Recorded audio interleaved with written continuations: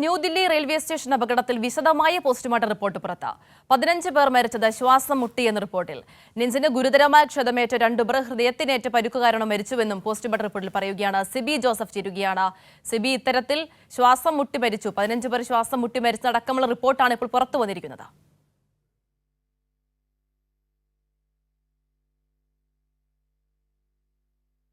ത്തിയ ആളുകൾ അവിടെ കൊല്ലപ്പെടുന്ന സ്ഥിതിയുള്ളത്. 18 പേരാണ് ആ അപകടത്തിൽ കൊല്ലപ്പെട്ടത്.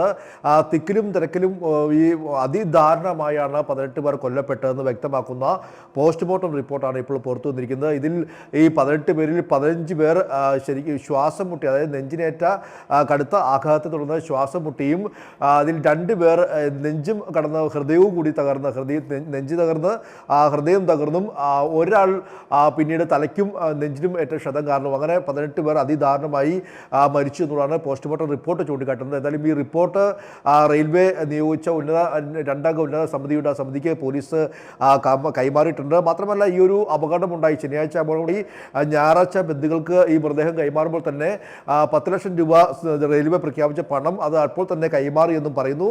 ത്വരിതഗതിയിൽ ഈ സംഭവവുമായി ബന്ധപ്പെട്ടുകൊണ്ട് അപകടത്തിന്റെ വ്യാപ്തി കുറയ്ക്കാനും അതിന് പ്രതിഷേധങ്ങൾ ശമിപ്പിക്കാനുള്ള ത്വരിതഗതിയിലുള്ള നടപടിയാണ് കേന്ദ്ര സർക്കാർ സ്വീകരിച്ചതെന്ന് പറയേണ്ടി വരും.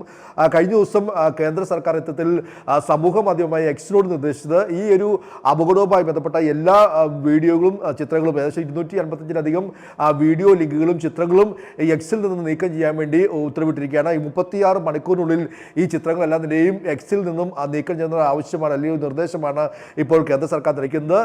നേരത്തെ സുപ്രീം കോടതിയും രൂക്ഷമായി വിമർശിച്ചിരുന്നു. പ്ലാറ്റ്ഫോമിൽ പോലും നിൽക്കാൻ കഴിയാത്ത രീതിയിൽ ആളുകൾക്ക് എന്തുകൊണ്ട് ടിക്കറ്റ് നൽകിയെന്ന് റെയിൽവേയുടെ സുപ്രീം കോടതി ചോദിക്കുന്ന ഒരു സാധ്യതയുണ്ടായി. എന്തായാലും ഈ അപകടത്തെ ലഘൂകരിക്കാനും അപകടത്തിന്റെ വ്യാപ്തി കുറയ്ക്കാനുള്ള നീക്കമാണ് കേന്ദ്ര സർക്കാരിന്റെ ഭാഗത്തുണ്ടാകുന്നത്. എന്തായാലും ഒരു പ്രഹസനമായ അന്വേഷണമായി മുന്നോട്ട് പോകുകയാണ് റെയിൽവേയും.